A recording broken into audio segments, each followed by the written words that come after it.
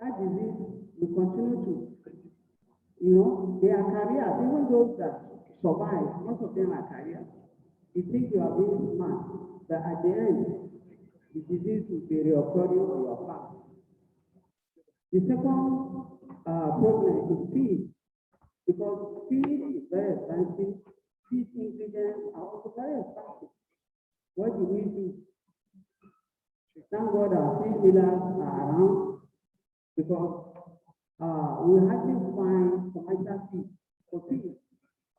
We thank God, like Vital Feed in the north introduced Igito for the northern market, and some farmers are enjoying that. With the feed millers, to still go ahead, make feed that are a little bit affordable to the farmers, because what farmers say they cannot afford. So our feed millers are also hearing our cry, so that they will work on that.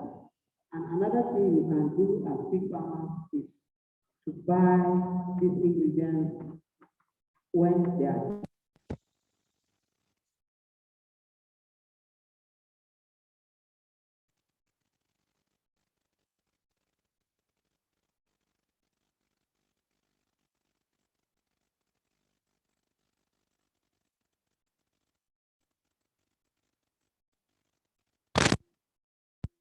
voter. I've learned that in the West, yes, so many farmers have been asked to close or to move because of manual problems. But we thank God, because of technology, we have what is called this liter in fish production. It is odorless, it's very clean. Apart from preventing odor, preventing your neighbors from making noise, it also saves labor. What maybe 10 workers can do.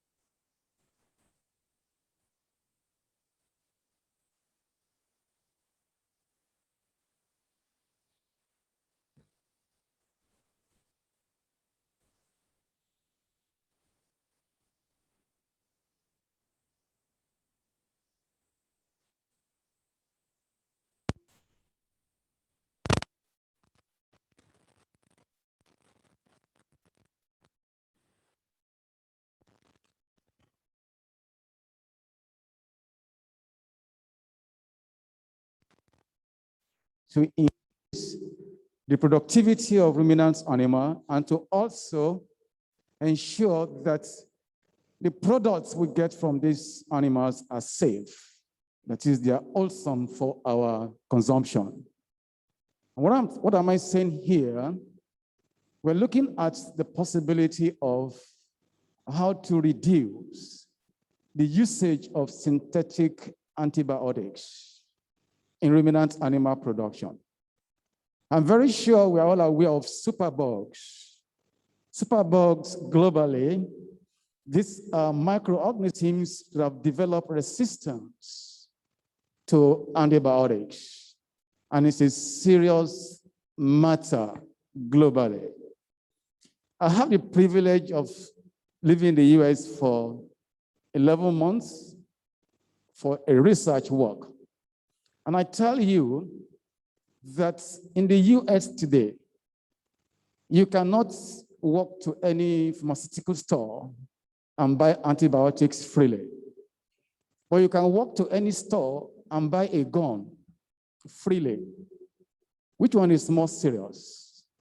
To tell you the importance they have attached to the abuse, a gross abuse, that have witnessed the usage of antibiotics. It has been discovered that many human beings globally have developed resistance to antibiotics because of the residue that we get into our system through the food chain, through the antibiotics that we use in the production of livestock. And so we've seen this as a problem, and we're looking at how we can develop natural antimicrobial feed additives from the resources that are abundantly available in Nigeria. We look in the direction of Nigerian medicinal plants as well as spices. And our target here has to do with a critical aspect of the process by which ruminants animals convert feed to products that we look for when we raise these animals. It could be milk, it could be meat, it could be air, etc., etc. And through methane production alone, 20% of the energy that could be channeled for productive purpose is being lost through what we call methanogenesis, that is methane production. And the additives that is known globally to reduce this is an antimicrobial feed additives, which we felt we must replace because of the danger surrounding the use of antibiotics in animal production. And I want to tell you that many countries in Europe have banned the use of antibiotics as a feed additive in livestock production. And if you say that, oh, in Nigeria it's not a serious problem, it is. Because antibiotic residues have been discovered in meat that we consume in Nigeria. And the number is increasing by the day. So we looked at how this array of medicinal plants that we have in Nigeria can replace these synthetic antibiotics. And through the support of University of Florida, we have been able to screen about 500 Nigerian medicinal plants. And 90 of them showed potential to replace the commonly used antibiotics, which is called monensin. And we are leveraging on that to see how we can further test this at in vivo level to actually see at this level, we've been able to recommend some, which I'm not going to announce openly because we're trying to collaborate with some company, and some of them are showing interest to fund this so that we can commercialize these and solve this problem permanently in Nigeria. And since we have our farmers around, I think I should announce this to you, that good news is coming our ways. And also that we have industrialists around, that the window is still open for anyone who is willing to collaborate with us. And let me go further. We have also leveraged on these achievements by looking in the direction of other bioresources that are available in Nigeria. And when the window of NRF opened last year, 2020, we developed a proposal which we submitted to TED Fund. And I'm also happy to announce that TED Fund has made available to our research group the sum of 40.8 million naira to do a research into another bioresource, which I'm not going to announce here for security reasons. So, like I said, some companies are already coming to discuss with us, and we're keeping this window open. We've not signed any contract with anyone. So, as much as possible are welcome. We'll discuss. And of course, research, I used to say, and I will say again, is the business of everyone. They used to talk of triple helix. Even this morning, the moderator talked of triple helix. But to me, we should look beyond triple helix. It should be a quadruple helix. because community has a very critical role to play when it comes to the issue of research. It's not just the business of researcher, the government, and the industry. Community has a very significant role to play. And when you talk of the small entrepreneurs, they are critical components of our community than those who have big money to invest in a very large scale productivity. So this is the information I have for all of us. And my contact details are available with NIAS. In case you want to discuss with us, we are ready and we are available. Thank you very much. Thank you very much, Professor Musiba Obamikoli, for that insightful presentation with respect to small ruminant livestock. I would like to invite now to speak with respect to the discipline he represents on the Council of NIAS, Dr. Olugbemiga Ogunwole, pulled on feed mill industry. We have listened to the earlier presenters. What are they saying? Feed, feed, feed. So let's hear him. All protocols duly observed. Members of the raised table. I don't want to use side table. Ladies and gentlemen, colleagues, see, I nearly wanted to say that they should allow me to speak last because everybody is talking about feed. Just like we humans, we are talking about food. Because the moment what we do when we have our animals somewhere is to house them, and we have that onerous responsibility to provide them with wholesome feed. And the first person, Pastor Taiwo, spoke about feed in poultry. In fact, it's the main issue in poultry. The second person, Mrs. Aku, same thing. And now, Professor Bankole only dwelt on feeding. In fact, methanogenesis and all that, I didn't want him to stop. Now, and even at the high table, one of the people there who delivered the inaugural lecture some times ago, his title was "Whatever Goes In." I can't remember how he craft the something. Whatever it gets inside, something like that. I can't, but it has to do with whatever goes in. It's what you manifest, what we are. Everything we are, what animal is whatever goes into them. Is garbage in, garbage out. Now, the whole feed mill industry has to do with three very powerful components. The feed, the ingredients, the technicalities and the machine, and then the product, which is the product is what we call the feed that we give to our animals. And it must be wholesome, balanced, and must meet the requirements of the animals.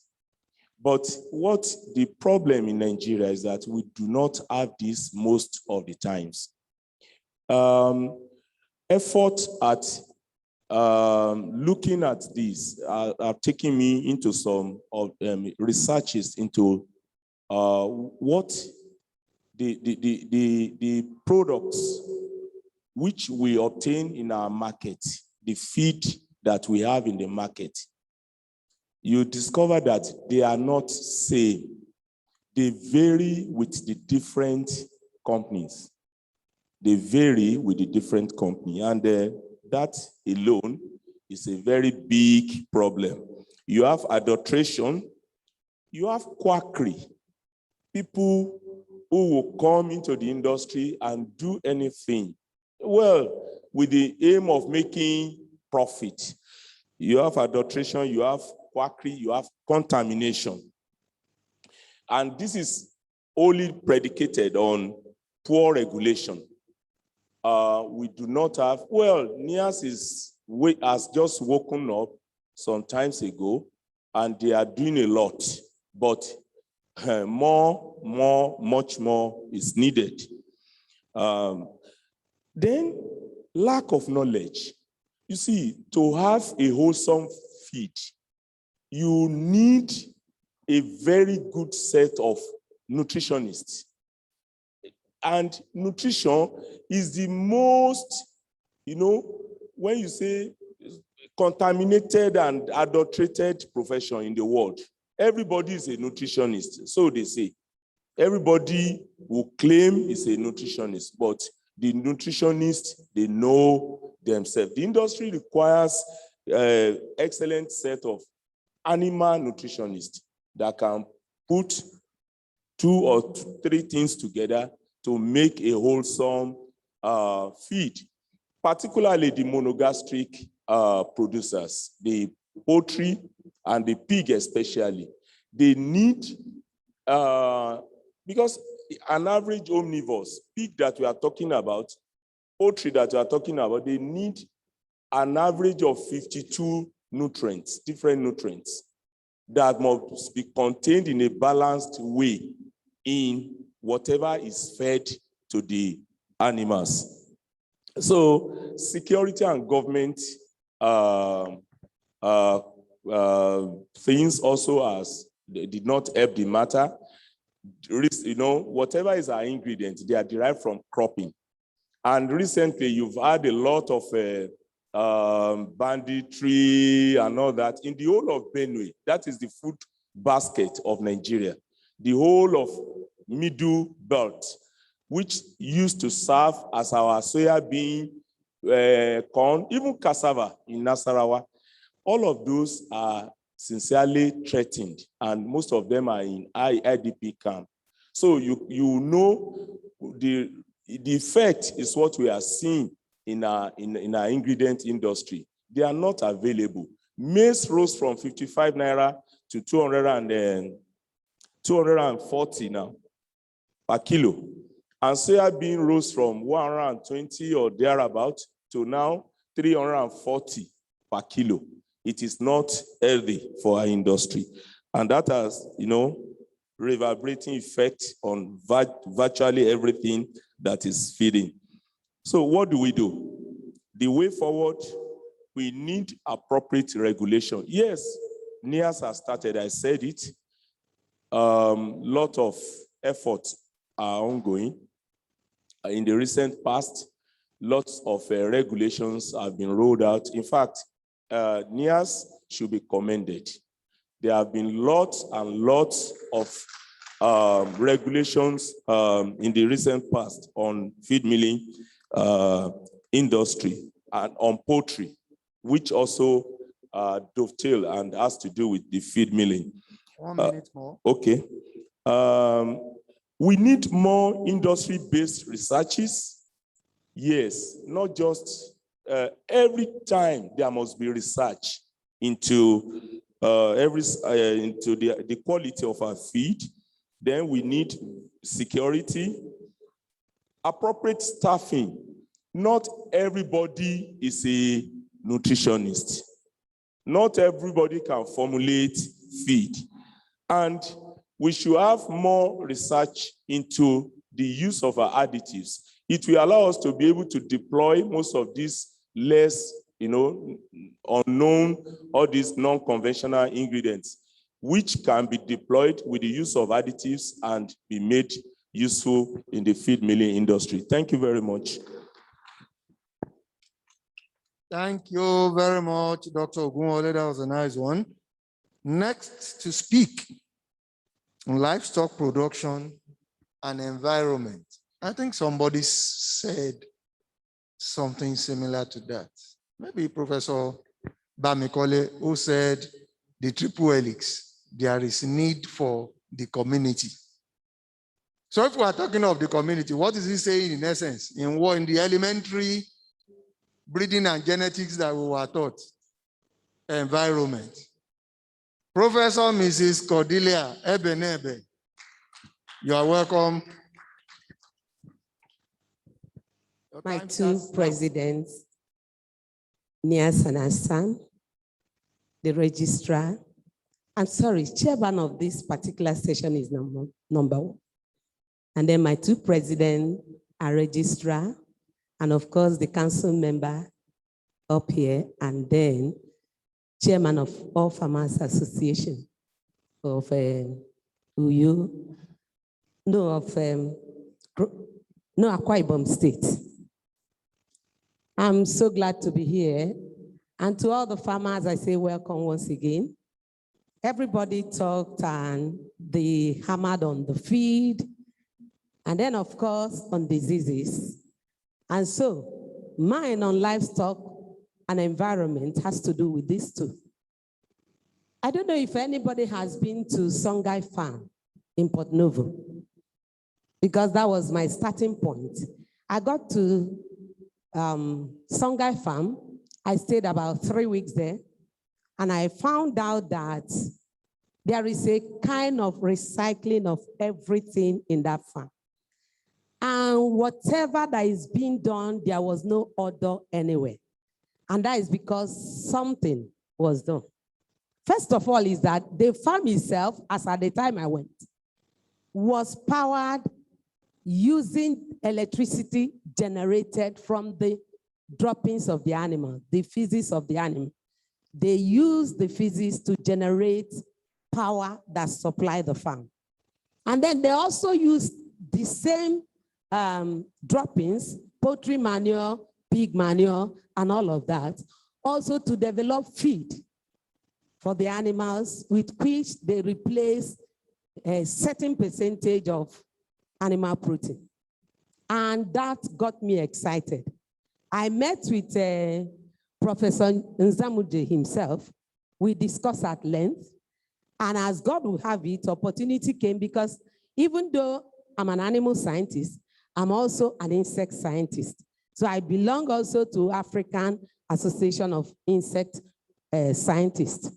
So I've gone on a number of trainings, number of workshops, because what I saw there at Songhai Farm, I became marveled, and I said, if these people can have it this way, why not Nigerian farmers? And so the opportunity came. I got a USAID sponsorship, and then I went to Netherlands, and I studied and found out that they produce what they call black soldier fly larvae, even from their poultry manure. And with that, they were able to substitute a certain percentage, and in some farms, it is complete replacement of fish meal with black soldier fly larvae. And after the studies, I came down, and it was like so many people will not accept that.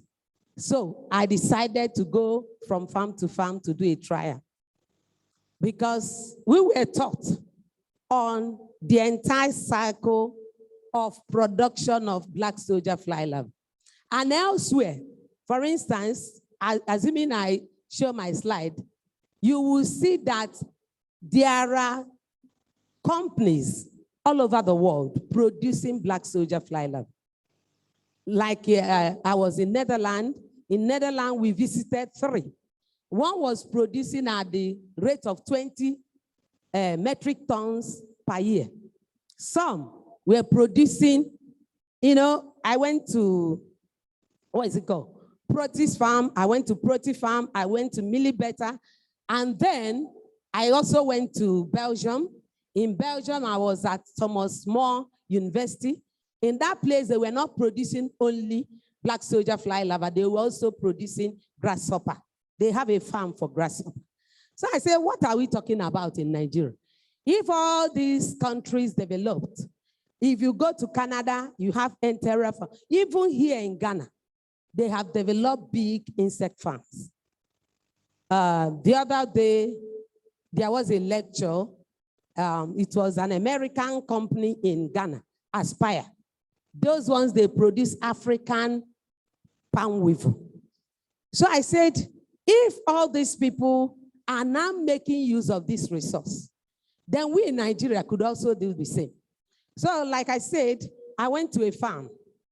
And in that farm, they have black soldier fly larvae all over the place. But the man didn't know that this is useful. So I just saw a lot of pupa cases that the flies left when they emerged. So I said, do you know what is this? He said he doesn't know. I said, okay, one of these days I'll come and I will tell you what it is. So one day I went there.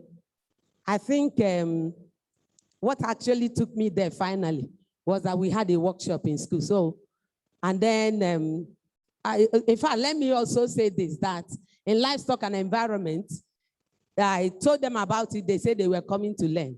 And that is even why the 4 of them that came transported themselves down. And so it was in that farm that we had that practical. Those in livestock and environment committee, they came down to the east. And then I took them to the farm because it was present for me to use in teaching. So I taught them, the man was there. So from that day, we said, okay, we are going to feed your poultry with the larva. So we fed the poultry and later we fed the pigs. He couldn't believe it. The way the pigs were scrambling for, the way the layers in the cake were scrambling for it, he couldn't believe it. Long after that, maybe like 2-3 weeks, he called me and said, what you taught me, by next year, I'll be the most profitable fish farmer, because we also gave to the fishes. So he said, I'll be the most profitable fish farmer. For now, I don't even know what to give you. But wherever you go, I'll be your testifier because it has been proven in my farm. So he's been bringing things to me just because I didn't collect money from him to teach him that. So on his own, he has been bringing me things steadily. Sometimes he will bring crates of eggs. Maybe by the time I'm through with that, he'll bring some other crates of eggs. So what I'm saying is that at Songhai Farm, they are doing this. Now, in the case of environment also, we have so many people in Nigeria, especially in the agri-engineering section, who knows how to produce methane, that's biofuel, from our poultry manure. And yet this same poultry manure is all over the place, kind of polluting our environment in our various farms. So at Songhai Farm, the whole of the kitchen, all the kitchens, they have intercontinental, they have African, they have European kitchen, and then where they parboil their rice. All of those places where they use things that have to do with cooking, it is the methane gas generated from their pig manure, from their poultry manure that they use. And so I kept saying that our environment is being polluted because of our animals. Why don't we go into such a thing? And then, and of course, a lot of us don't know that we can generate electricity from that same poultry manure. And so, like when Pastor Taiwo was talking, he talked about technology. These are the technologies that we also need at this moment to move forward. Thank you very much. Thank you very much, Professor Kodile Ebenebe. You will agree with me. What is the song everybody is singing all over the world now? Climate change. So we must look into climate smart agriculture. Then what is climate smart agriculture? I think we are getting elements of it. Because the climate smart, what is it doing to us now? Drying of water, desertification, which is causing all these problems. That is drove of animals from the north down south. So if we can look for ways, like some of the pointer to what she has presented, ways of looking for resources that could bring about climate-smart agricultural practices, I think we are good to go. So thank you very much. I would like to call on, this time we're moving to the industry, and I will call on Dr. Sam Eto, so that you'll be telling us, you have listened. You have listened. When you talk about production disciplines, poultry, small ruminants, now we have gradually moved to the interface between the livestock production and the environment. What is the industry doing? Or what do you have as an industry player to share with us as practitioners, whether as researchers, farmers, or people in policy that could help us move to the next level? You're welcome. Your time starts now. Thank you, sir. Permit me to stand on the existing protocol. I work for Evonik. We have a couple of solutions. Prior to that time, I have spent my early life working for one of the major feed millers in Nigeria.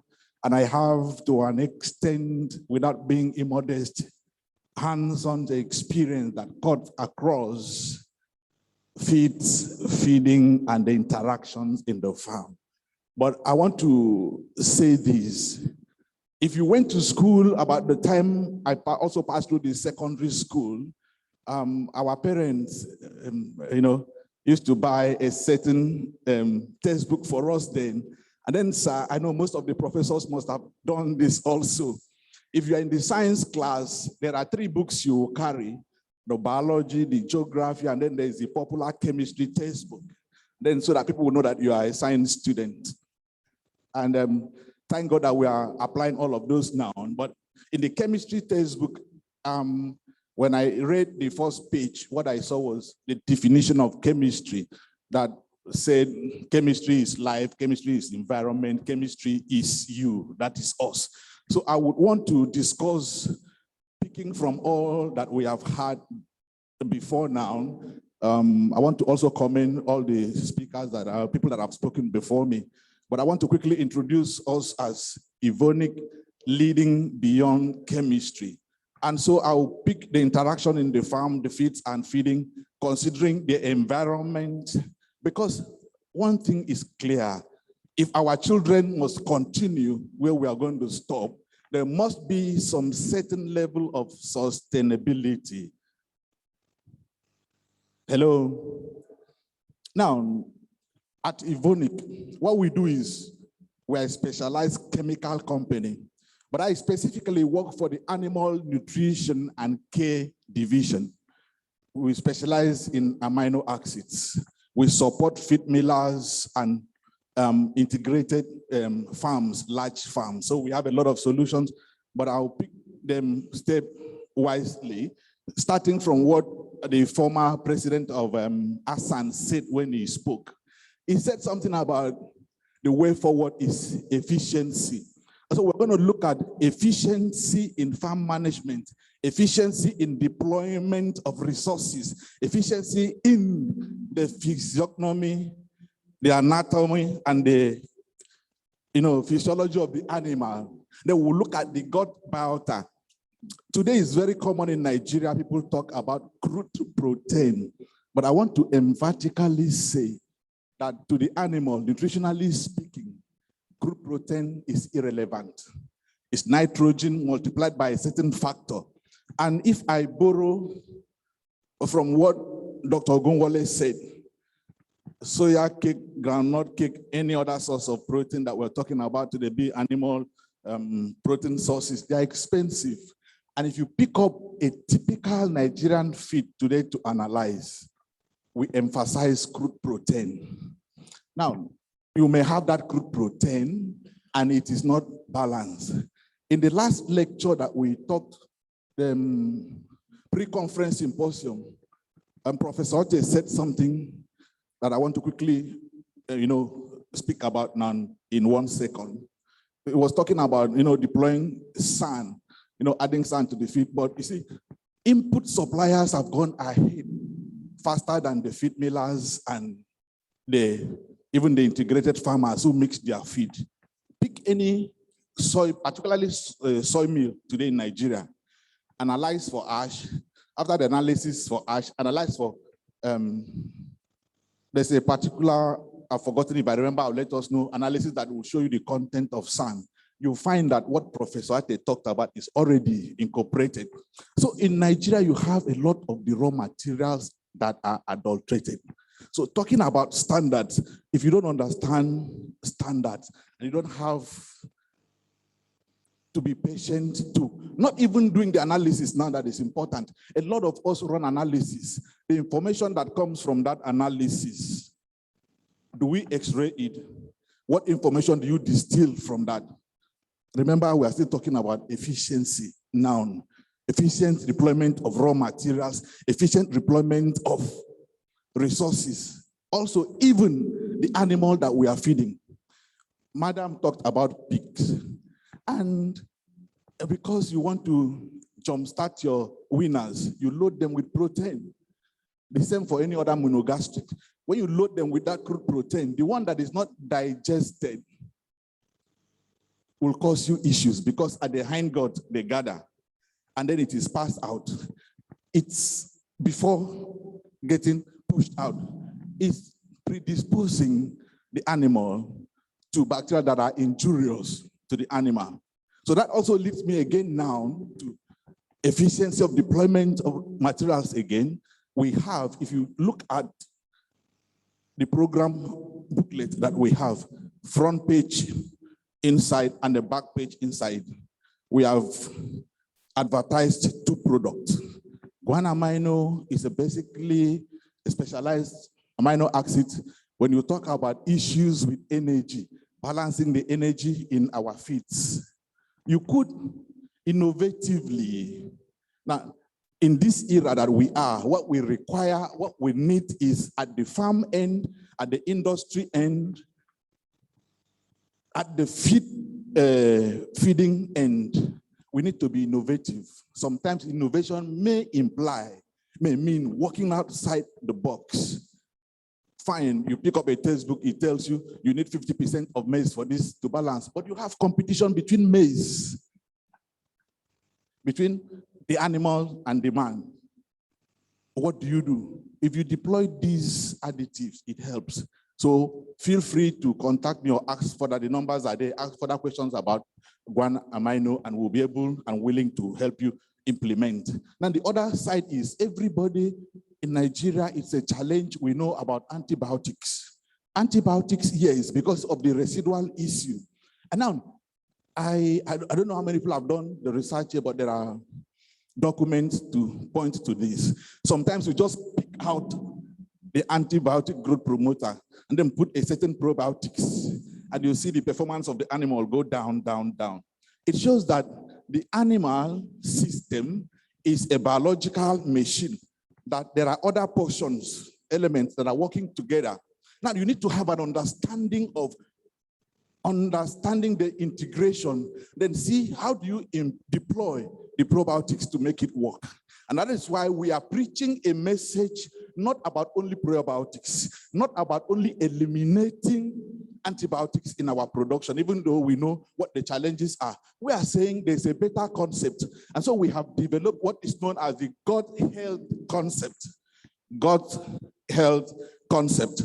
Now, as an integral program, I will look at the pig, if I'm formulating for the pig now, or maybe depending on the age of the pig, touch on the protein, bring in the probiotics, and then also look at what is the state of the gut biota. And the gut biota is talking about what is the health status, what is the frame of the gut. Now you could load all of those nutrients and it will come in and it will go out if the gut is not healthy. This also enables us to examine. Now you could prepare this animal so that what you put in, they will absorb it. And also, when they do that, remember, I also said something about sustainability. I'm sorry, in 5 minutes, I'm not going to be able to paint a total picture, but I'll try to touch the pockets as it were. When you load the animal with so much protein, I have analyzed and I found out that 1% protein in Nigeria today, depending on where you're buying or getting your material, may be as expensive as 3,000 to 5,000 naira. Now, if you understand the standard ileal digestibility of amino acids, see, every animal has specific requirements of amino acids. You could move away from the burden of crude protein, which is going to help you corrupt your animal if you overfeed them or overload with the protein, which will come out as feces, which will corrupt your underground water. Ammonia is an issue. The professors and the other professionals here know that when ammonia builds up in the pen, because you have loaded your maybe layer feed or whatever feed for the poultry, it will affect even the production performance of the chicken. Now, when you do this and then you reformulate, working with standard amino acid, digestible amino acids, you just give the animal what it requires. That is when we begin to talk about optimum nutrition. What are you doing? You are efficiently deploying what is required. And then you notice two things. Your performance is going to be up. Your cost is going to be down. Then when you look at the end product of input, output, your revenue is going to be in the positive. So it's a whole lot. And then we in Evonik, leading beyond chemistry, we are advocates of. So there's this advert, you are what you eat. That chicken that is loaded with all manner of chemicals will end up on the table. Thank you very much. Thank you, sir. I would want to conclude here, but our numbers are available. We can discuss further. Thank you. Thank you very Thank much. you very much. Can we give Dr. Sameto a round of applause? Sorry, the time is not just sufficient. The time is not on our side. We're still going to AGM and we want to wrap this up. I would like to call on Mr. Moses Makonju of Big Dutchman. Quickly, he's in the hall now. Quickly, please. He's here, he's here. You can see him. Thank you for jogging. Let's sustain that applause for him. Good. Your time starts now. 5 minutes, nothing beyond. Good afternoon, everybody. All protocols duly observed. I want to really appreciate and commend the effort of both Hassan and Nias in the regulation of the livestock industry in Nigeria. We at Big Dutchman, we are a pig and poultry equipment manufacturing company. My name is Moses Makonju. I'm the National Sales Manager for Big Dutchman Business Unit Pig, actually, for Nigeria and Ghana. We at Big Dutchman, like I said, we deal with the housing system, the feeding system, and of course, the drinking system for both pigs and poultry. We have a lot of solutions for the challenges being faced by both our poultry farmers and our pig farmers. Like everybody has been talking about feed, and all that. Yes, it is actually very, very important. And I would also like to just dwell a little bit on the aspect of feed as regards what we do at Big Dutchman. There's something we call the feeders, pig feeders for pigs. We all know that feed now is very, very expensive.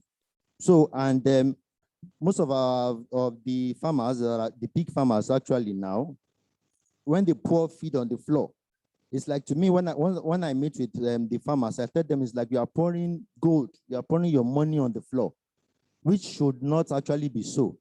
With the use of the feeders, you'll be able to prevent feed wastage, because we have feeders that are optimized for a large number of animals. We have a feeder that can even serve 40 pigs. So, and the price of the feed is just like 0.5% of the price of the feed that goes through the feeders. So with the feeder, you've been able to save more than 5% of your feed every day. If you say, okay, maybe 5% is just small, but cumulatively 5% today, 5% for a week, 5% for a year, and how much is the feeder? We'll be able to save the problem of feed wastage. Also, some of our equipment that we sell is also the farrowing crates for the pigs. We all know that with the issue of the African swine fever, it had made pigs very scarce now, which has also a little bit, of course, increased the prices of pigs. The prices of piglets now, of course, I know it varies across breeds and all that, but let's even say one piglet goes for 20,000 naira. So if your sow, not just saying, just maybe, of course, we know, I know some of the piglets sell for even as high as 100,000 naira. So, but let's even say 20,000 naira. And then you have a sow that farrows maybe 12 piglets. And the sow, because this is a practical experience now, a sow crushed from the 12, the sow crushed 8. So how much is the farrowing crate? And for the farrowing crate, you can use the farrowing crate not only for one sow, you use it for the sows that you have on your farm. You don't have to use, maybe if you have like 10 sows, you don't need 10 farrowing crates. You need just maybe 1 or 2. And you just like batch farrow them in batches. Let them just farrow in weeks. So, but for the poultry side, we have equipment for broilers. We have something that we call the chicknick. It's a feeder that you can use, just pour the feed inside it manually, and from day old to maturity. The feeder, it's affordable. It can be manually used, and it can also be used automatically. Then, of course, Big Dutchman is also well known for our battery cage systems. We have the A-frame system, the double deck system, then a triple deck. We also have the H-frame, which, of course, I know most of us here, we are all aware of all this. So, Big Dutchman, we have a stand outside, of course, and we are available. I don't want to spend too much time. So thank you very much. If you have any question, you can always see me around on you can even check our website, www.bigdutchman.com. All information about our services, they are all there. Thank you very much for the opportunity. And we give that round of applause to Mr. Moses Makonji. Thank you very much. I appreciate. Before I call on the next speaker, I want to appreciate participants online. We see a number of participants from Ghana, the president of Ghana Society of Animal Production, the former secretary, Prince Manon Bafo, Dr. Richard Osea Ponsa. We also have Professor Ate online and a couple of other people. So you are welcome. Now, we'll quickly invite Mr. Raymond Isiadenso, not in his capacity as president of ASAN now, but in his capacity as a player in the livestock industry, to speak to us on agribusiness. You know, for now, a lot of farmers are smiling to the farm. They are making so much gains. Nothing is costly. They can import and export just with ease. That is what he's experiencing now. So he will share with us. So Chief Raymond, over to you. All protocols observed. I want to speak from the experience of or as a very serious practitioner and involved seriously in what each and every one of us has spoken about. And I want to summarize by starting like this. In any farming business, the first thing you do is to write your business plan. Farming is not just a business that you rush into because you just gather some free money. What is the stock you want to raise? what is the population you are starting with. We were told of or thought of what is called sex ratios. For poultry, some of us do not know what is called to be a large-scale farmer and not a small-scale farmer. Some people always feel that if you ask them, what is the population of your birds? They say, I'm only managing 500 birds. Is it for layers or for broilers? For broilers, once you hit 1,000 birds population, you're already a commercial broiler farmer. For layers, once you hit 3,000 birds population, you are already a commercial layer farmer. For 1,000 broiler farmer, you just need one person and yourself to manage it. And for a layer farmer with 3,000, you need just 2 persons. Anything outside this, you are inviting crowd to your production, to your operations. These days, we talk of smart farming. What does smart farming entail? Reduction in wastages. Everyone has talked about feeding.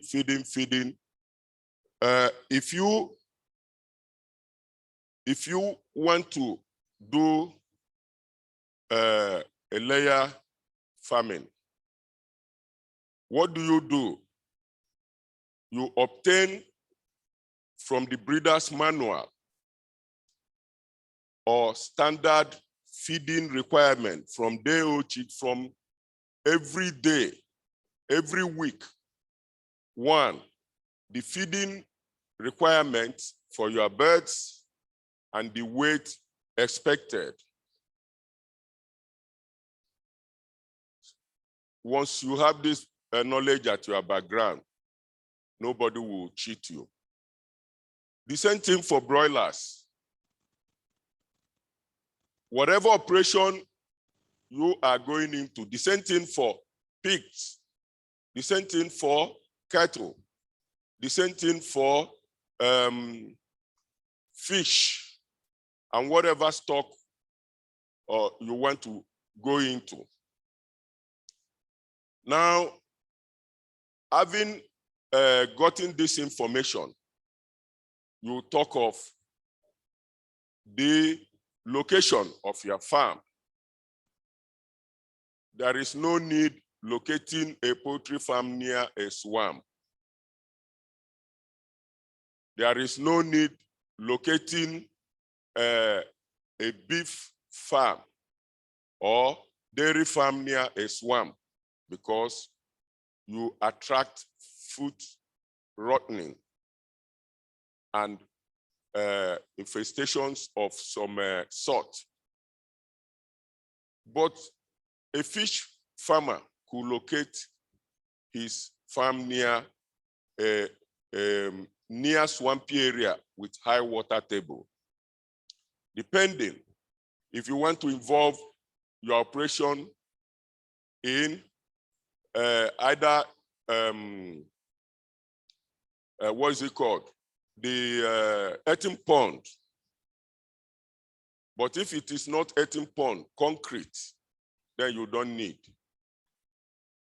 For pig farming, piggery, you need near, that is a near slopey area in order to dispose of your waste. Then you come to the materials you need to use. If you have to have an idea for a broiler farmer and poultry farmer, the specific feeding trial requirements. the specific feeding trial requirements and watering requirements. What is required for 100 beds, for 1,000 beds? You don't need to buy excess. And what is the water requirement? These requirements also go alongside with the housing. If you want to rear 1,000 beds, you do not build a hut. You build a house of 1,000 bed capacity. From the beginning, then you do a blocking. You brood, you continue to expand as their weight increases, as their size increases. Birds need absolute quietness more than we human beings need, but people don't know this. There is a widespread international standard that before you go to a layer farm, you knock to condition their hormones, because the laying instinct, as we know, is controlled by hormone, interaction of hormone and in the body physiology. So if you distort it, it affects your operation. So also for pigs, people feel that when you are handling pigs, you must boot them. No, these are livestock, and they are improved breeds. Now that brings me to the question of when you want to rear, get the source of your starting stock, go to the best source. In that case, you need to know the progeny history, what is called progeny history. You do not buy from closely related individuals. You do not buy your boa because it looks physically beautiful, or your sow. You must have underlying progeny history. This boa will be from a good source. The sow must be from a good source. You ask for some key indices: mothering ability, high fecundity, and high winning percentage. You do not buy a sow with a history of eating the piglets. So also for chickens. If you are rearing broilers, if you get to the hatcheries, you first of all, you weigh the birds. Broilers, day-old chicks with less than 80 grams is likely to give you a failed result. 80 grams is standard. When I was working in Mitchell Farms, we were told, or we were trained, that the eggs you set is 120 grams.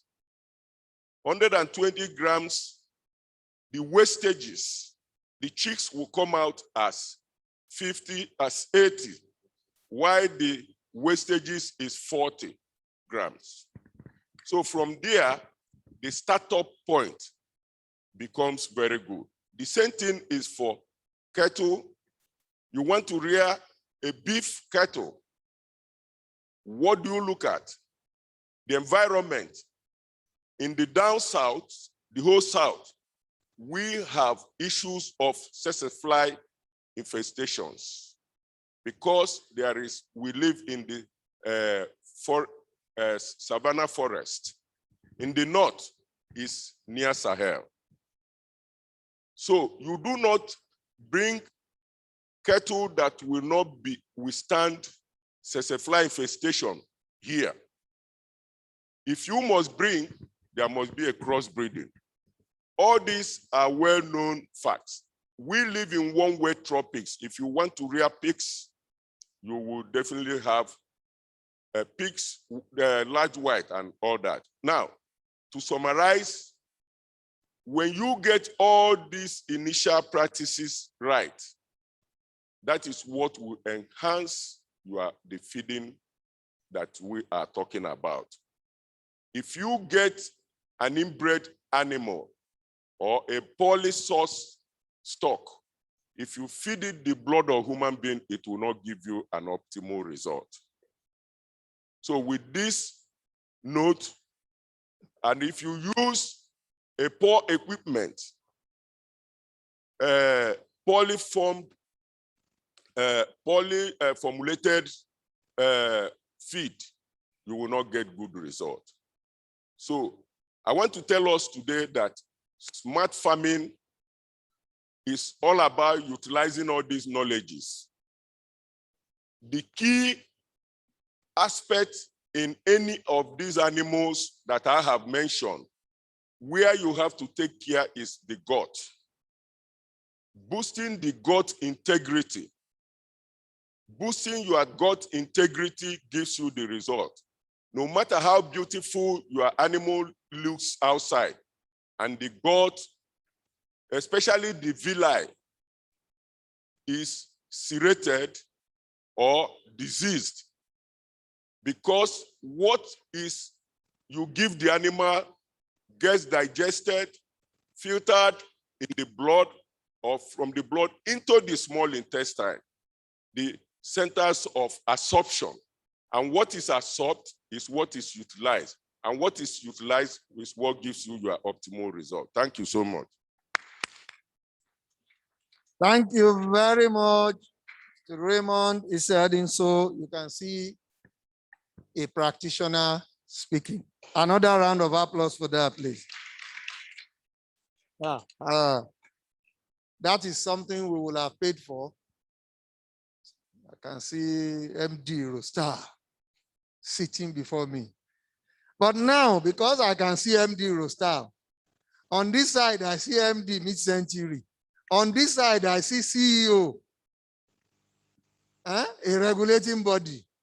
I think I can invite the first vice president to give us what looks like a follow-up. But before I do that, the first vice president and the president of NIAS must listen to our host.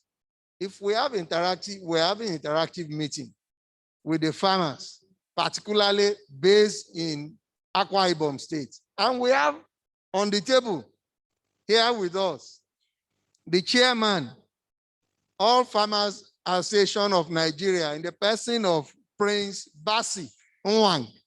Please, we'll give you 2 minutes. Don't mind us. Just to share your thoughts in a very, very quick and smart form. Thank you. Great farmers. No farmer, no woman, no man, no money in the pocket. No woman, no food on the table. No man, no money in the pocket. With due respect to the members of the head table, let me start an existing protocol, please, because of time. Let me appreciate the organizers of these events. I'm a member of this body by the grace of God. I'm not only a farm chairman, I'm the chairman of a Sheep and Goat Farmers Association of Nigeria State chapter. That's where I metamorphosed to be the farm chairman. I have listened to all the speakers. They're my teachers. I don't want to go after them. But let me tell us a few things here. We want to look at livestock as a business. I want us to, as livestock farmers, there should be a strong synergy between the livestock farmers and the crop farmers, because there's no way you can finish your livestock farming without beckoning on the crop farmers. The reason is this: let the livestock farmers also associate themselves with the crop cultivation, because we will be using the leftovers of the crop product to feed our animals. This will bring down the cost of production. Also, we should learn how to develop value chain, whereby we can also create employment.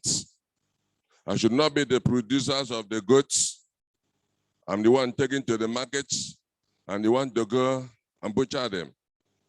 We should also learn to develop a value chain for the purpose of creating employment. Also, ASAN and NIAS should not sit on the bench to watch the Federal Minister of Agriculture and Rural Development doing their own thing. They should approach them to assist farmers in the livestock sector. From my experience as a farm chairman before now, I have seen that majorly the Federal Minister of Rural Development is assisting crop farmers than the livestock farmers. Every time they said, I've given inputs to this, as we speak now, those people that suffered flood disaster in their farms, they have not talked about the loss of the poultry farming, but they're talking about giving farm inputs, crop, grains to the farmers, as if the flood did not affect poultry farmers. They have not made provision for that. I want us to have a kind of synergy, a connectivity between the livestock farmers and the crop farmers so that we can move together in producing our own food. Also, government intervention is there. It's not really touching the people. That SAN and the NIAS should be able to move to where this is done, like the CBN, to take something for your people. Not only coming to lecture, let us be practical farmers and you are lecturers. We welcome you once again to Bible State. Thank you for coming. May God bless you in Jesus' name. Thank you very much.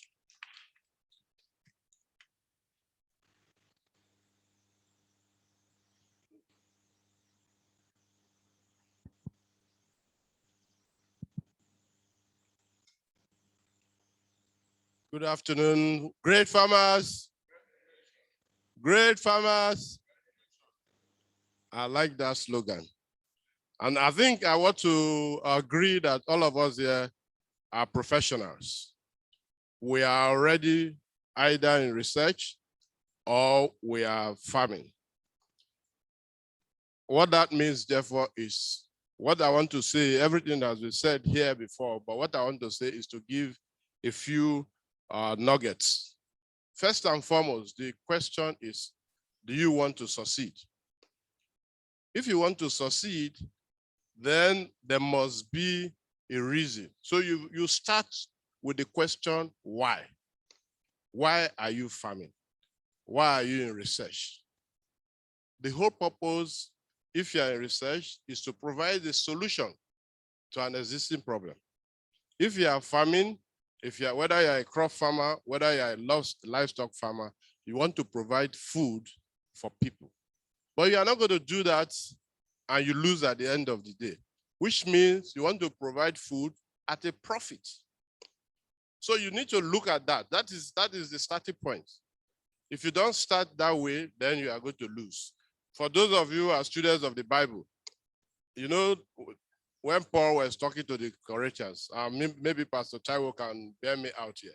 He said, I look forward, I press forward to the goal. So it is the goal you should actually go after. And what that means, therefore, is that you have to do the correct things. You have to really act as a professional. Just like Abby said, you need to use quality materials. Whether you are talking of the starting point by way of day old or piglets or whatever, that you have to start with quality. And you follow that quality through. When you do that, I can assure you, you will make profit at the end of the day. You remember about 2 days ago, when they gave us the, during the MCP, Dr. Amole, you know, he gave us a very vivid story of why you must keep the quality, why you must never, never cut corners, because the results are waiting for you at the end. If you cut corners, you end up with poor ending. You will, instead of the money you are putting in, is the money you are going to get out. So in and out, at the end of the day, you make profit. But if you cut corners, because of those little things you fail to do, you will end up losing money. And if you are not a professional, get a professional. Get somebody who can do these things for you.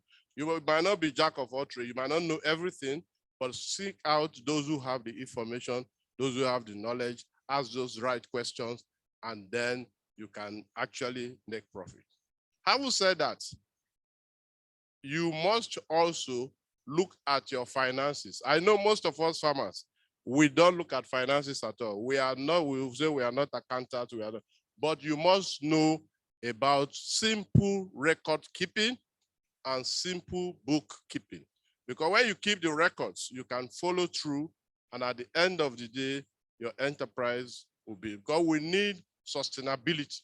You need to sustain, you need to grow, and the only way to do that is to keep on making profit. I just think I need to chip in this one so that at the end of the day, we are not working in vain. Thank you very much.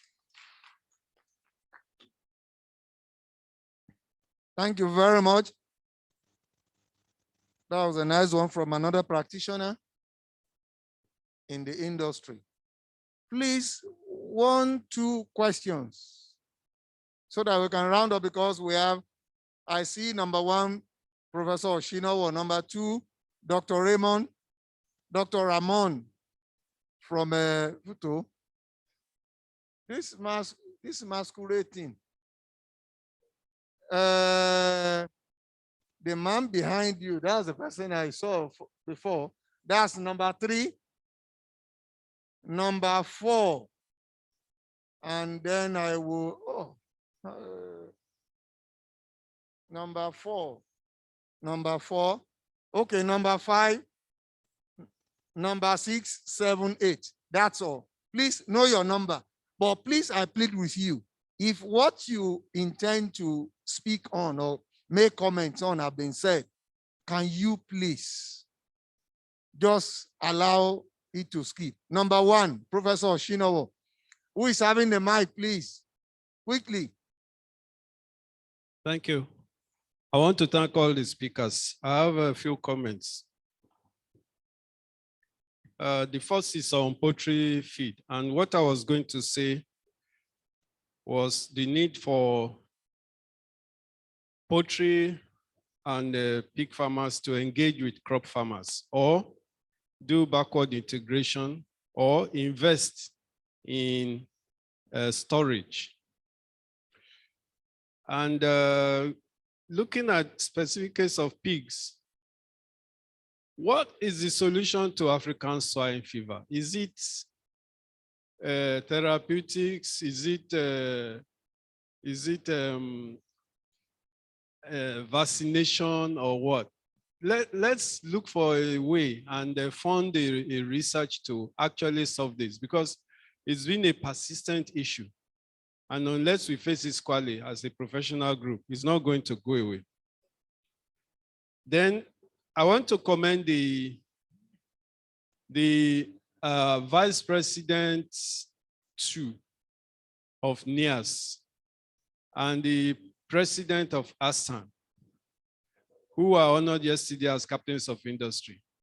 And to have, since practitioners are here, to appeal to all of us who are engaged in farming and in the industry to engage with professional bodies like ASAN. The motivation for starting ASAN was essentially from the private sector. And these 2 gentlemen, their companies have remained engaged with this association for the past 10 years. So they were being honored yesterday, not because of any frivolous thing.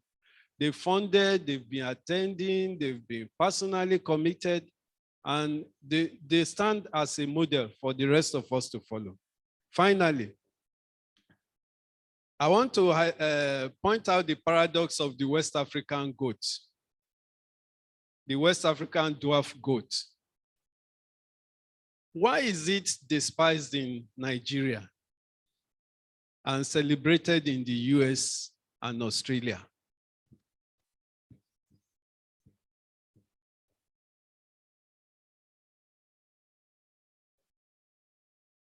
Number 2, please. Thank you, sir. My name is Onobanjo Rahman from Stewards Farm, Ogun State. I actually want to talk about the broiler farmers. Like, I have a broiler farm that I manage in Ogun State. And we had some challenges, especially during the COVID-19 period, when some of our off-takers actually ran away with our beds without paying us. 2 batches worth over millions of naira. And I believe, although I'm in communication with PAN, like Dr. Ogunwole have actually informed him. So and again, one of the other challenges we faced was DOC transportation. I've had issues where you are transporting our DOCs, and during COVID, in fact, soldiers beat us up, especially during the midnight and things like that.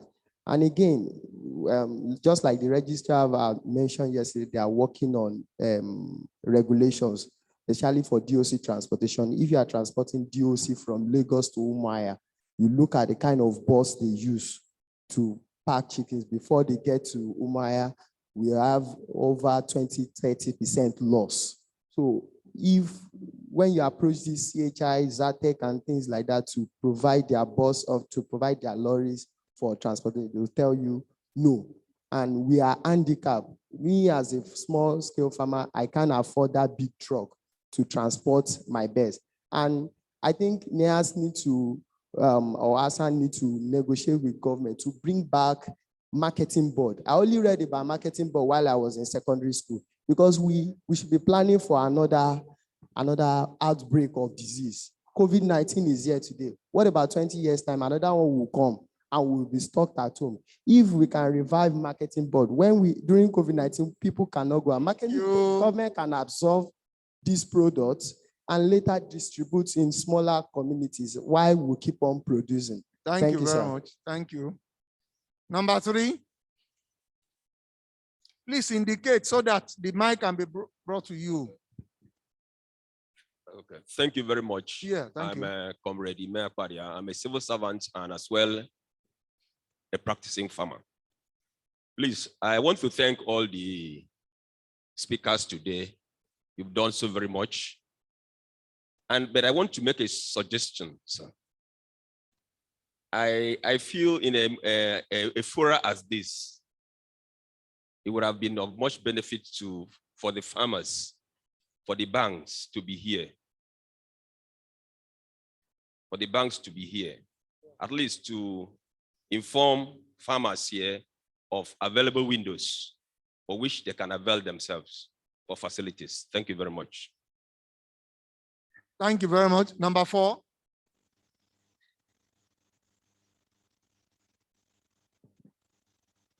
Thank you very much. My name remains Obong Omorin from Omorin Farms. I'm a piggery farmer here in New York, Akwa Ibom State. Please, my own question or contribution goes to Mrs. Mary Agu, who gave a small talk on piggery. Madam, the challenge, and to every other pig farmer here present and our national president too, please. Our major challenge outside feed is also the genetics. Because you see any pig that has a sloppy ear, they will tell you it's a landrace. Anyone that has erected ear, they will say it's a lash white. And by rights, we that are pig farmers, especially we in the fattening aspect, we expect with our own cost, with our plan, that is business plan of coming out with a peak of 6 months at 106, 109 kg. Most times it's not obtainable, even aside from the issue of feed. So please, I don't know how the NEAS and the researchers in the house can liaise with pig farmers here in Nigeria to see how we can have a genetic company. We, from our company, we tried speaking with other countries. What they were telling us about Nigeria is not palatable at all. So if we can come together, especially the national, I'm talking about the PFAN now, we can come together with the researchers, see how we can Thank you very much. We got your point. Number 5.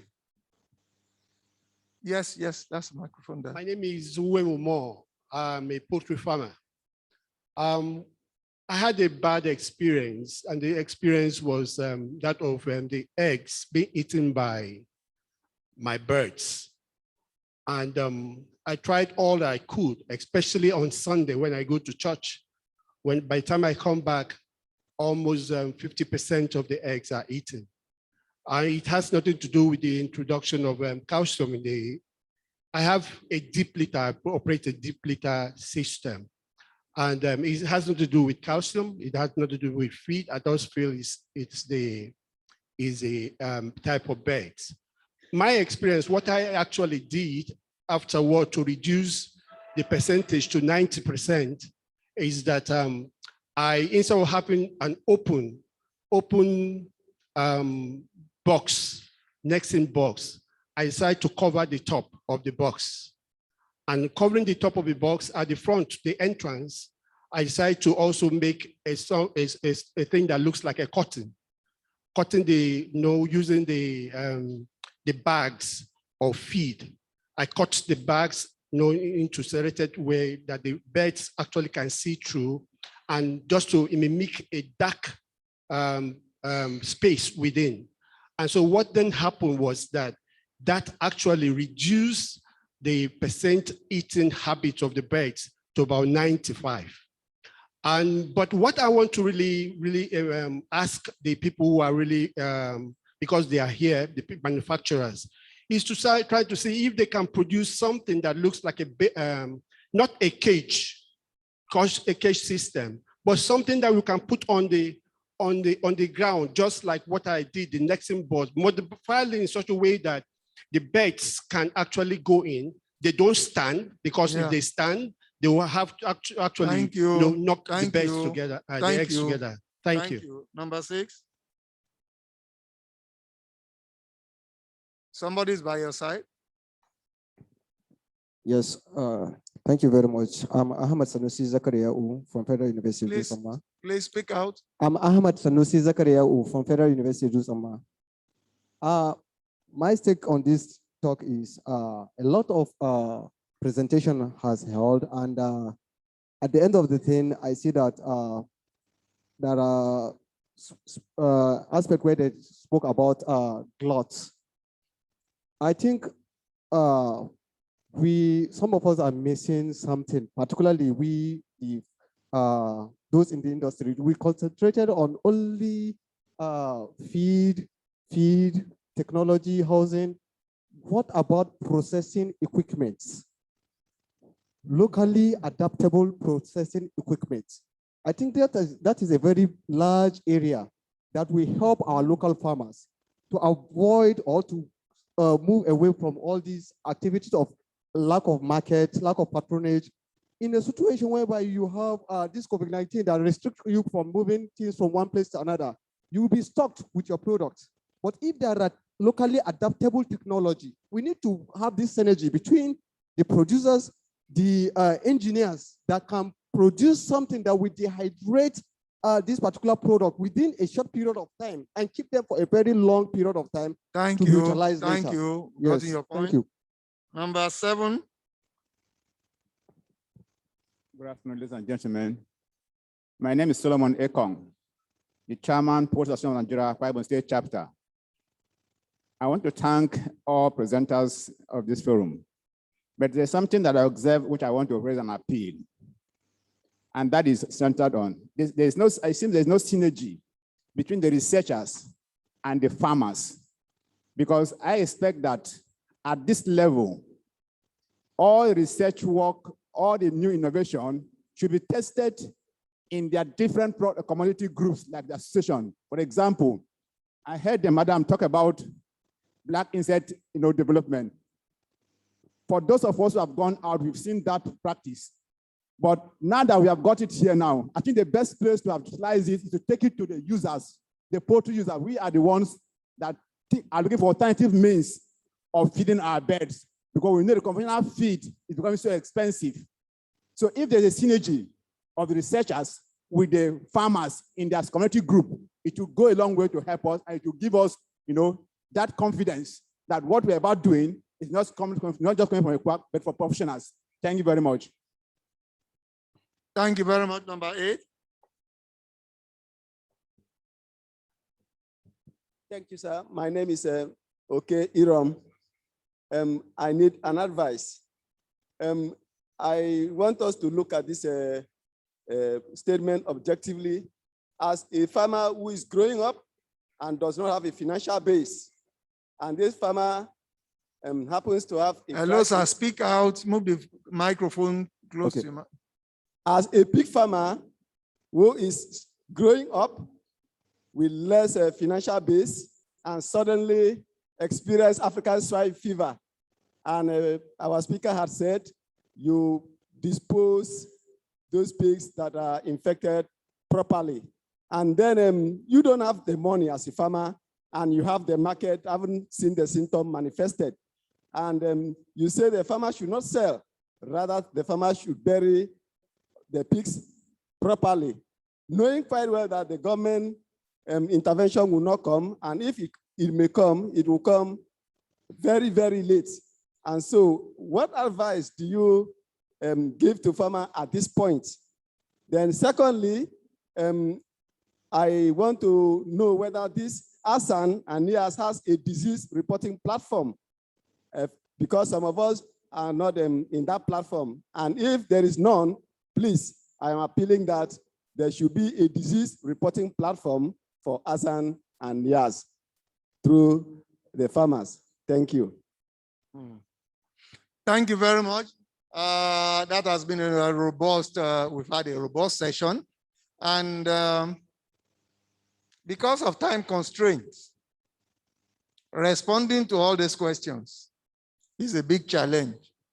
Yes, to say we want to give the array of those who are presented opportunity to respond, yes, I say it's a big challenge. But please, sir, are you an animal scientist or a farmer? The last person.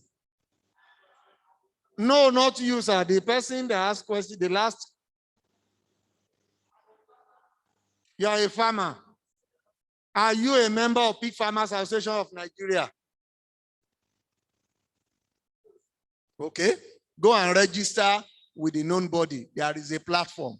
We have ASF Resist platform that on any case, a case was reported this morning and it has been attended to now. I would say intervention is already being deployed to that location in Abuja as we speak. We thought initially it was in South because Cross River was what was stated.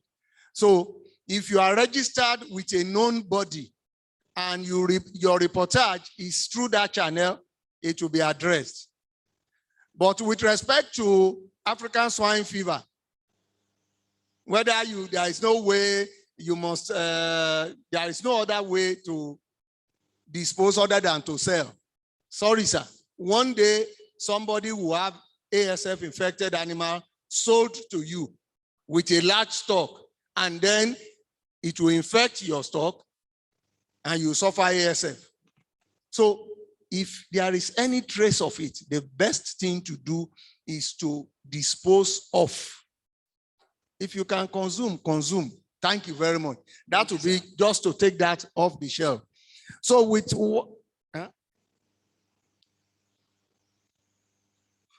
yes, okay, quickly on the issue of vaccine, because that is also related to what Professor Shinowo requested. There is work computer-wise because a visit was paid. I think TETFund is funding a research that has already commenced with respect to how we get a vaccine for ASF. But I want to tell you, it's a global problem.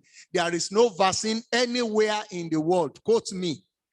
But the solution to ASF in the world today is what every of us farmers are running away from. And what is it?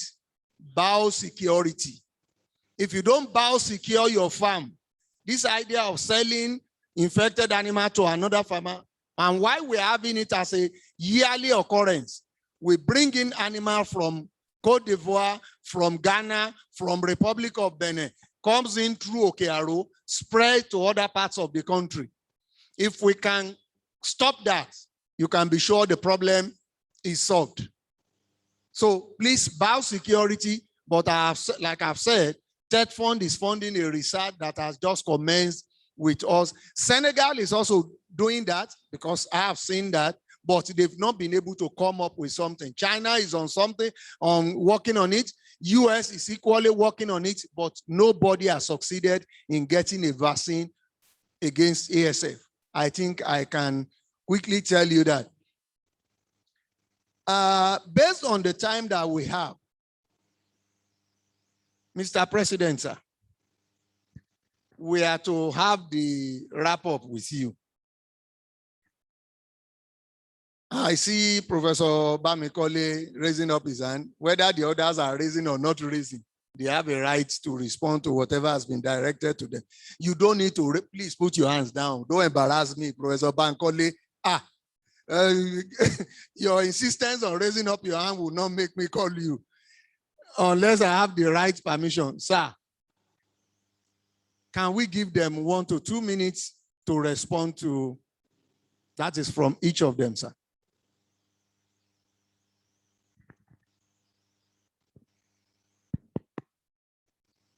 You know, even though I'm president of NIAS, I'm just first among equals. These are council members. So I think you should grant them just a few minutes, yeah, to hear from them, because we are talking about council members who are representing these disciplines.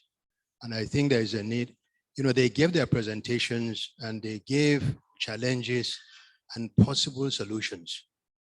And now questions have come from the floor. I think it's just proper for them to have a few minutes to respond. Can we give our president a big round of applause? Because we have AGM after this, and then I was constrained with, so now that I have the permission, please, I'm pleading with each and every one of us.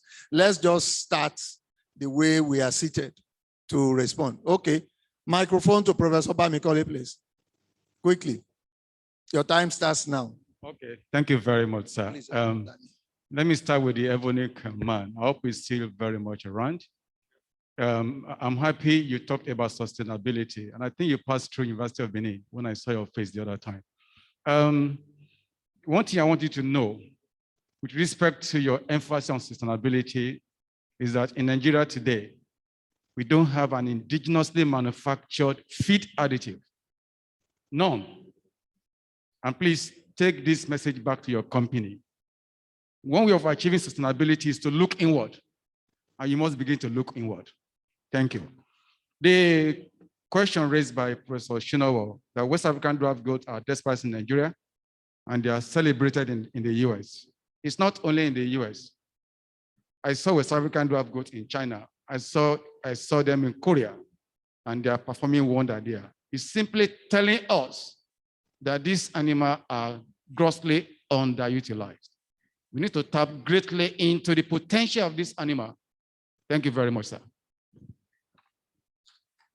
So that has given you an assignment, sir, because you are the chair representing small ruminants on the board of NIAS. So you have an assignment to run with so that we don't have a repeat that is in China and it's not here. Thank you very much.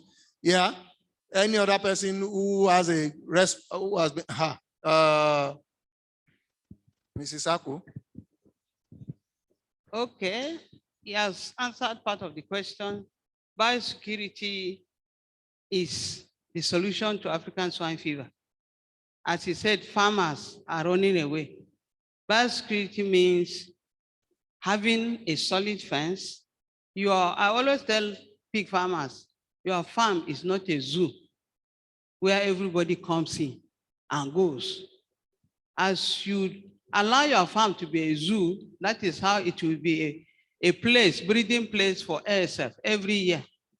You must be able to say no to anybody coming to your farm. Have permanent staff. Some people have staff that are working in 5 different farms. That's what happens at, is it Okearo in Lagos? And every time they are having ASF because they don't want to employ somebody that they can pay. They want to just pay stipends. You are staff. must be on your farm only to avoid transfer of animals. Biosecurity, have a solid fencing, have your staff only on your farm. Then don't allow people entering and going out of. Butchers should never enter your farm. Be careful with vet doctors. They should be having what is called downtime because they are visiting different farms. And then ASF, you can do insurance. Before, these insurance companies were not allowing pig farmers to register their farms, but now they have agreed. So you can insure your farm, and then when you have losses like this, you report. That's why I say you must be reporting. So when you insure your farm, you report properly, they can compensate you for the losses so that you will not keep on selling diseased animals. And then somebody talk of breeds. We have different breeds. There are local breeds, there are improved breeds, there are exotic breeds. The local breeds, genetically, they are limited. Although they can, what will I say now? They are resistant to some of these small diseases, but not ASF anyway.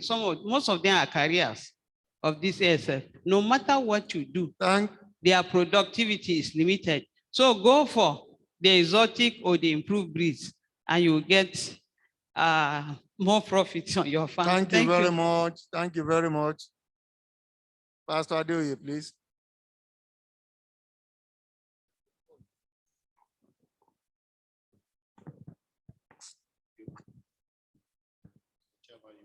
Discover that so many questions were actually directed to poultry.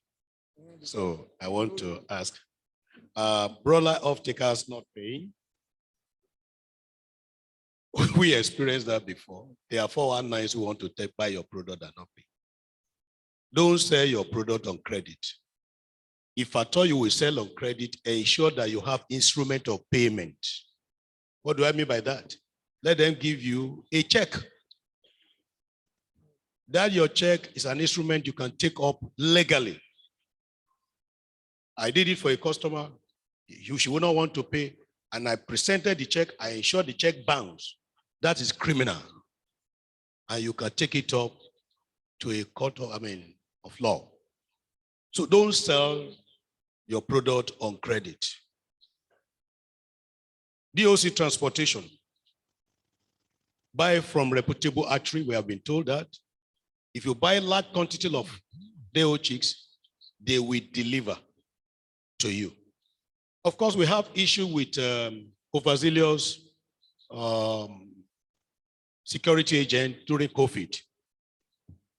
A customer bought point of lay and they stopped them at Onitsha. 2,000 point of lay died there. Yeah, going to Enugu. But we play some role then because we try to reach the high level security agent to the level of DIG. So every farmer or customer that were able to reach us, we were using the state commissioners of police from DIG, and we're able to get a lot of assistance during that time. So link up with your local ASAN and the trade union like PAN. They should be able to assist in that regard. We did some during that time. On glut issues, is already with us. So many things can cause that. I can start explaining reasons for glut in the country, from political unrest to closure of borders, and so many things could be responsible. I've shared my experience. During this time, don't hold tight to your price, especially for the perishable goods that we produce, eggs, so that you don't lose all. That is that issue. On deep litter system, eating of eggs by birds, check your management, check your feed. If there are things, minerals lacking in your feed, they are bound to consume the egg being laid. Check your system, management system. Most times we prefer to put nest on the deep litter, put your nesting close to a dark area. Both likes to go to dark area to go and lay. But more importantly, you may need to check your feet and then proper debeaking. Debeaking now is not like before. Between 3 and 8 days, you debeak and you don't need to repeat properly. If you debeak properly. Somebody talk about local processing equipment to add value. Sometimes, and I've said this at different fora. I was in US and I wanted to buy chocolate. The person accused me and said, abused me seriously. You are going to Nigeria and you are buying chocolate when you have the cocoa. One of the major problems here is that we are not adding value to our product. Today, if we start producing egg powder, we don't have enough eggs. We don't have 50% of eggs from the total population of poultry in this country. A friend spends about half a million, 500,000 to dig into a research. Last year, between January and June, 565 million worth of egg powder was imported into this country, which means over 1 billion value of eggs is what is being imported in a year. And the market is not what many of us are looking at. They are not Cadbury, they are not Nestle. They are all these confectionaries stores. Now I'm glad that there is a project sponsored by CBN in the South on egg powders. There have not been anyone. If anybody tell you there is one, they are political statements. They are not functional. So that is about that.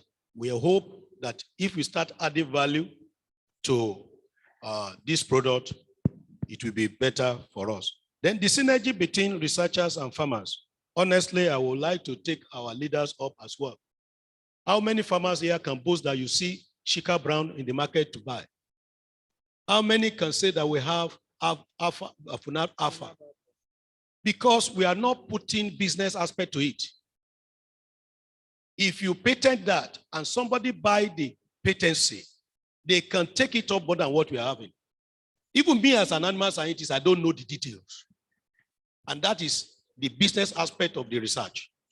I would like to plead that the university concerned take a step further to go into business of all these items, and then we can have it at different level. I wouldn't mind to have 2,000 to try and see if the production is okay. Then we don't need, right now, we don't have grandparent stock in this country, sir. We don't have. We only have the parent stock that have been sold to hatcheries, to hatchery operators. We need to approach hatchery operator to buy into it, and then we'll be making money for ourselves in this country. Thank you. Thank you. Please. Please. Thank you so much. I think the question I had is about taking what I've said to the poultry farmers. That's the major question I had. And so I'm thinking that in Igbo language, they say somebody who is hungry that goes first. You are the one that will come looking for me, because in Anambra State now, the Poultry Farmers Association already made a plan. They're inviting me to teach them. And then we're going to be having a first national feed summit that's in Abuja, organized by Federal Ministry of Agriculture and Rural Development. I'm going to be speaking there on these matters. And so if you have the link, you can click and listen. And there's one other organization that has also invited me for training on this matter. So it is the people who are in need of it that invite you. I can't just come to Akwa Ibom State and say, please, I want to teach farmers. I don't think that is possible. Thank you very much. And by the way, you pay me for coming. Thank you, please. Thank you. Thank you. Prophet. There are no direct questions to feed per se, but I want to quickly glean from, since as already noted, everything here is about feed today. Now, Professor Bankole, a prophet cannot have honor in his own land. That is what is happening to West African dwarf goat. And also in line with what Madam, that exotic breed is better and our local own is not. No, we need to be more serious with what we have. And then the issue, everything, we lay the blame on the feet of government. And we need to sit down, the practitioners and the researchers. We need to sit down and do it the way it is being done all over the world. The breeds of chicken in the world, most of the chicken, they are traceable to that's the highly productive chicken, exotic chicken, which is what most of us use here for our production. They can be traced to less than 10 industry, 10 sources. Sir? There's 4 or 5. In the world. Optimal chicken, they are all traceable to, and it's a continuous process. It's not what you do, I do breeding and genetics, and I mean, that's all. No, it is not. Now it's over 10 years, well over 10 years that Shika brand have been improved upon. Except I may not be aware. And so on and so forth. The Funaba Fatu, I do not know when and chicken, you know how it is, the turnover rate in chicken industry. It is a rapid, you have different strain from year to year, and that is the beauty of the poultry industry. Last but not the least, we need to reorientate ourselves in agriculture industry. We need political solutions to our problems. We need the farmers, the farming communities, the commodity associations, they need to be very sensitive to issue of politics now. They should have senator, have a poultry commodity association, poultry association of Nigeria. I knew what happened during COVID lockdown. By the grace of God, I knew what the letter that passed through my hands during that time to different, and you will see me almost every time going to the commissioner of police in Oyo State. And that was why we were able to do a little in that. So much of us should be interested in commodity, particularly if you're a practitioner, be interested in commodity association and politically. Let's have senators, let's have rep, let's have governors, farmer governor. Thank you. Thank you very much, and even president. Thank you very much. So I would like to invite the President, Nigerian Institute of Animal Science, to give us a closing brief, wrapping up this particular session. Sir.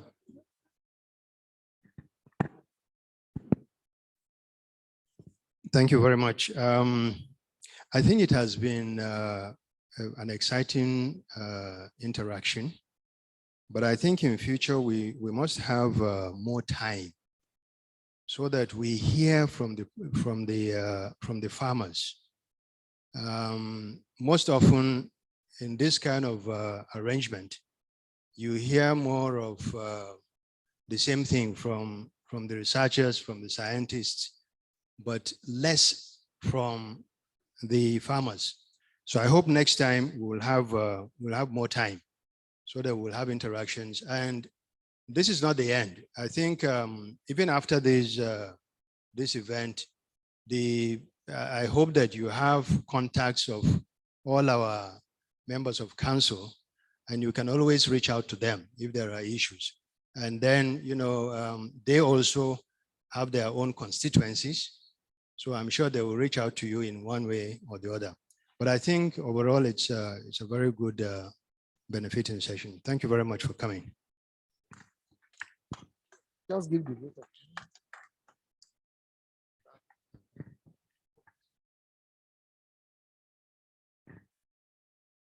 On behalf of ASANIA's joint annual meeting, and specifically NIAS, we would like to thank all of you for coming. Thank the speakers, the industry practitioners that are here, and the other interest groups that have been here with us. We are very grateful for your attendance and your active participation. This is a discussion that will continue. There are innovations we are going to introduce next year. We will bring financial institutions next year to this forum, and we are going to try as much as possible to approach the agri desk officers in some of these banks. We know some of them, Stanbic, IBTC, and other banks. We are going to make it a more robust discussion next year. And one of the innovations we probably introduce is the idea of a deal room. It's not just to come and talk about the problems. We want to see how we are going to build very strong linkages going out of the conference next year. So thank you so much. We would like to again ask you to just look at the person to your left and to the right and say, the association and the institute, thank you for coming.